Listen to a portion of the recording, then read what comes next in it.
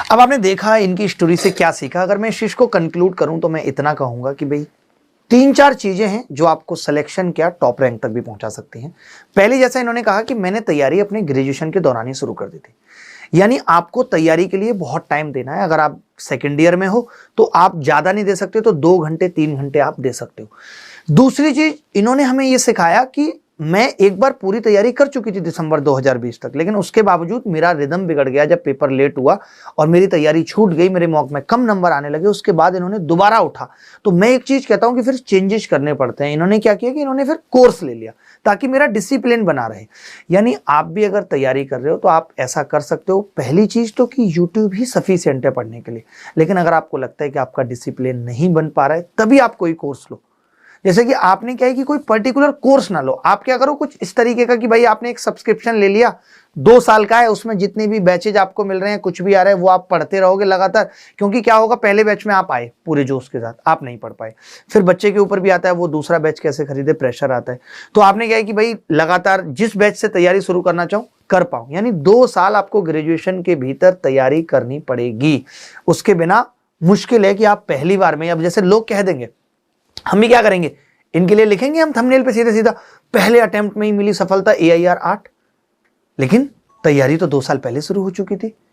2 साल से ये लगातार पढ़ रही थी और सब कुछ यूट्यूब से इन्होंने पढ़ा, प्रॉपर नोट्स बनाए। लेकिन आज भागदौड़ भरी जिंदगी में नोट्स बनाना, अगर आपको लगता है कि मुझे सारी चीजों के नोट्स नहीं बनाना चाहता, मैं चाहता हूं कि मेरे पास कोई किताब हो। तो आपको पता है कि हमारी खुद की प्ले विद एडवांस मैथ किताब आपने भी पढ़ी है और उसमें वो हमने फ्री ई बुक के फॉर्म में पूरी दी हुई है। आप वो पूरी किताब देख सकते हैं। उसके अलावा आपको लगता है तो अभी जो मेंस हुआ है उसके लेटेस्ट पैटर्न पे हमने एक विद सॉल्यूशन बुक निकाली, आप वो बुक देख सकते हैं। अभिनव ऐप पे आप जाइए, आपको सब कुछ मिलेगा।